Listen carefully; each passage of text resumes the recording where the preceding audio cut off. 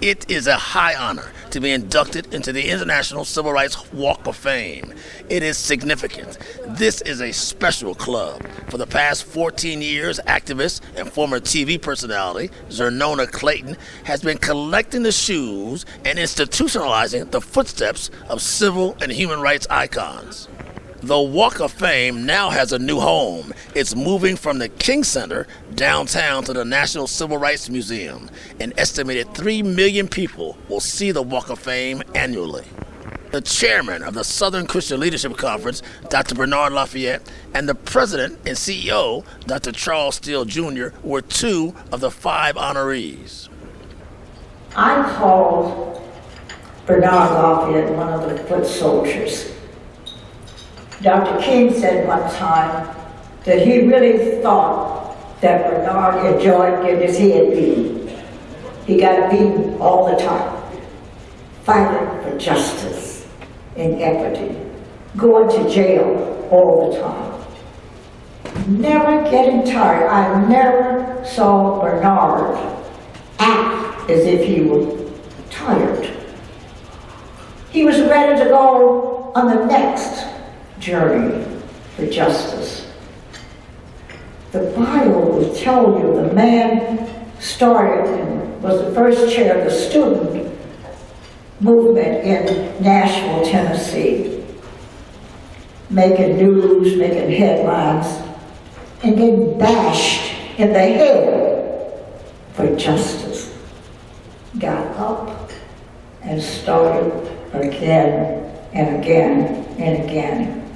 He was a very close personal friend with the Honorable John Lewis. They worked together all these years, and nothing has given us more joy than to take the footprints to be permanently embedded. I present to you the man who helped change America, the Honorable Bernard Lafayette Jr. So with his children come and accept his award. Since I was a little child, he would tell me all the stories about he worked hard, but doesn't really, it almost ashamed me that I didn't see as much on television and so on and so forth when I was growing up, but then I realized from him that it didn't matter. He didn't do it for the acclaim. He didn't do it for the prize stand or any of that. He did it because it needed to be done. And that's something that I loved seeing from him, that humbleness, that love for your work, and not just for the acclaim, but for the fact that the work needs to be done. And as I sit here and see the rest of you and all these inductees, I see that all of you were the same. You did it because it needed to be done. We appreciate you for honoring us, but we didn't do it for this. We did it because it needed to be done. Thank you. I had not met Dr. Steele until he came to SCLC, but he's a big man in stature, and he's a big man in spirit, and a larger man in vision. And he led the Southern Christian Leadership Conference with such aplomb. He garnered unto the organization a new scope of emphasis and led so well. I call him a friend, and proudly do I do that. His lovely wife also took on a portion of the leadership and mobilized the women to do greater work for the organization. And he is still spreading the message.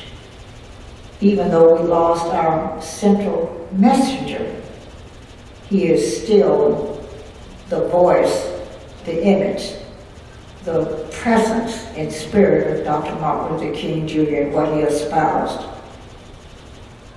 I'm proud of my friend and his wife. And so, Dr. Steele, I'm delighted to include you in this impressive ceremony today, putting your footsteps in the sand of time.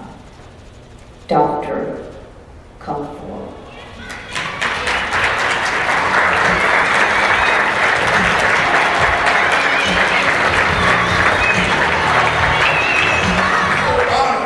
To say that as we go to our seat, SCLC ain't going nowhere.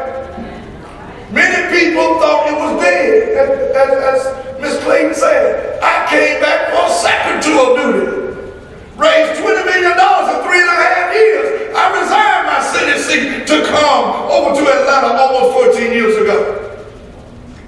And we were going out of business, couldn't make payroll, the phone was off, the light was off. And Mayor Shirley Franklin was next door at a restaurant having breakfast. Somebody said, the lights are off. The mayor gonna come over here. What we gonna do, Mr. President? We're gonna go outside and we're gonna start praying. So the mayor come, we can't tell her our lights are off. We have to pray to God and maybe they'll come back home. We began to pray and Mayor Franklin came out there with us. And we said, good morning, Mayor. The next day in the mail, I got a check for $100,000. Do you hear me? God is real. But you have to stand on faith and stand up as I close. Silence in the face of evil is evil itself. Hello, somebody. Can I say that again? Silence in the face of evil is evil itself. And Dr. King said, darkness cannot drive out darkness, only light can do that. Hate cannot drive out hate, only love can do that. Because love is what love does, and I love you so much. God bless you, and I appreciate this honor. Dr. Steele, you join a long list of luminaries who have footprints here on the International Walk of Fame, the likes of Henry Aaron, Juanita Abernathy, Julian Bond, a whole list of folks. Now you join this auspicious list. How do you feel about that? I feel very elated, very motivated, and also for my wife and family, I'm encouraged that I can pass the torch. People can see the history. You know, the supreme sacrifice is giving your life, and that's more than just someone assassinating you like they did Dr. King. Giving your life to a cause to help others that's less fortunate. You and Dr. Lafayette are in it. It's a salute to SCLC as well, is it not? It's a salute to SCLC to have the chairman of the board, Dr. Bernard Lafayette, and myself simultaneously being inducted. And we're just honored to have this recognition for SCLC and for the civil rights community. Will the footprints continue? This is not an end, this is just a beginning, is it not? It's just a beginning, and hats off to Ms. Clayton, who's doing a great job in doing this. And it's an international recognition, because what many people don't realize is we have to take the message to them. We're in a global society. What goes on around the world affects us right here in the United States of America. Ladies and gentlemen, this has been SCLC TV. I'm Maynard Eaton, along with the recently honored Dr. Charles Steele Jr.